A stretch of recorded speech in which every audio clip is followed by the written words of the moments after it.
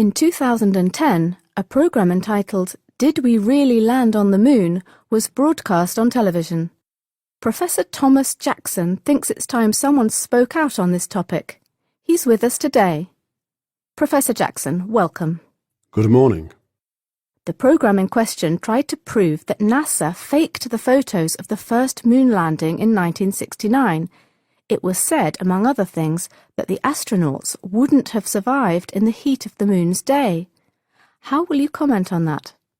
The spacesuits were specially designed. Firstly, they were white because we know that this colour reflects radiation the most, thereby minimising the amount absorbed. Secondly, each spacesuit was equipped with a cooling system. It used water which circulated through special tubes in the spacesuit and absorbed excess heat from the astronaut's body.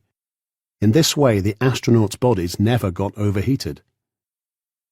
There is a well-known photograph of the astronaut John Young saluting the American flag. The problem is that he's standing on the surface of the moon in direct sunlight, but he casts no shadow. People who question the moon landing often point to this photo as evidence of fraud.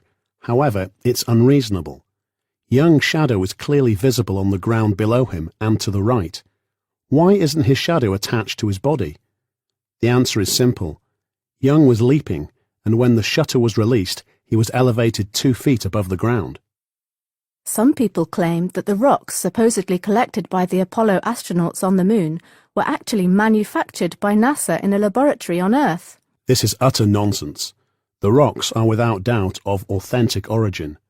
We have 25 samples of lunar rocks that have fallen to Earth as meteorites, and the tests have shown the Apollo moon rocks and the meteorites all come from the moon.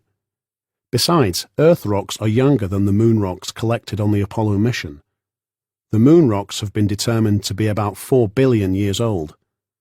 Finally, the moon rocks have characteristics that clearly distinguish them from terrestrial or artificial rocks.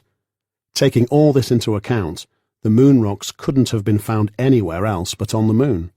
If NASA was able to land men on the moon with such great success, why were there no plans to return, and why didn't the Russians send anyone? Despite the apparent ease with which NASA sent 6 crews to the moon between 1969 and 1972, travelling there was difficult, dangerous and very expensive. And once they had landed, there was no point in continuing the quest, even more so for the Soviet Union that failed to reach the moon before the Americans. Expenses or the risks involved would not have stopped the Soviets, but it was the first place that counted in this race. Once the US had accomplished their mission, the Soviets' reason for going to the moon was eliminated. Thank you, Professor Jackson, for talking to us.